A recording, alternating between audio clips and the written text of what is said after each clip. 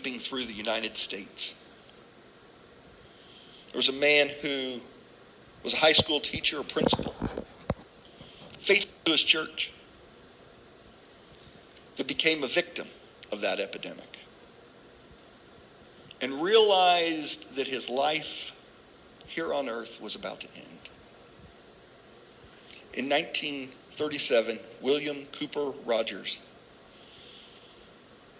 passed away during a flu epidemic that was sweeping through the United States.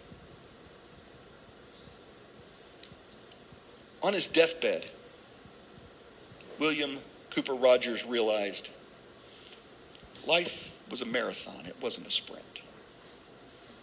And he began to pray for his family. And he began to pray that the Lord would send laborers out into the harvest. And as he prayed for those laborers and for his family, that prayer kind of merged together.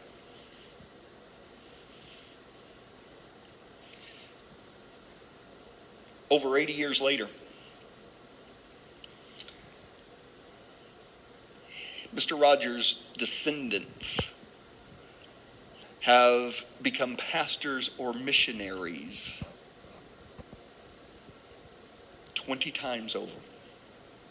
20 of his descendants either are missionaries or pastors or married to missionaries or pastors. And in fact, 6 of his descendants have gone literally to the uttermost parts of the world. They've been missionaries internationally. And as those generations have begun to multiply, and his children and their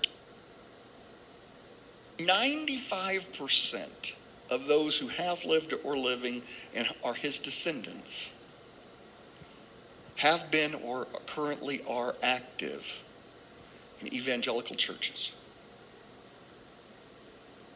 What about his great-great-grandchildren? I don't know. Does prayer reach down another generation? I don't know, but I may someday, and you may too. Because his great-grandchild is Ellis Lynn, who was born not during an epidemic, but a pandemic. And his mom is the great-great-granddaughter of William Cooper Rogers.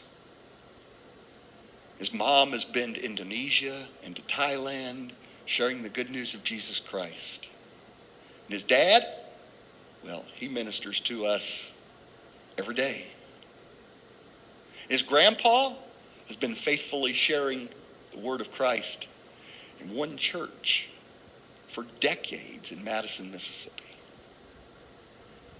And when you think about aunts and uncles and greats and all of that and the impact that family has had, because even at the end of his life, William Cooper Rogers realized it's not a sprint, it's a marathon. This morning, I ask you, have you ever received Jesus Christ as Lord of your life?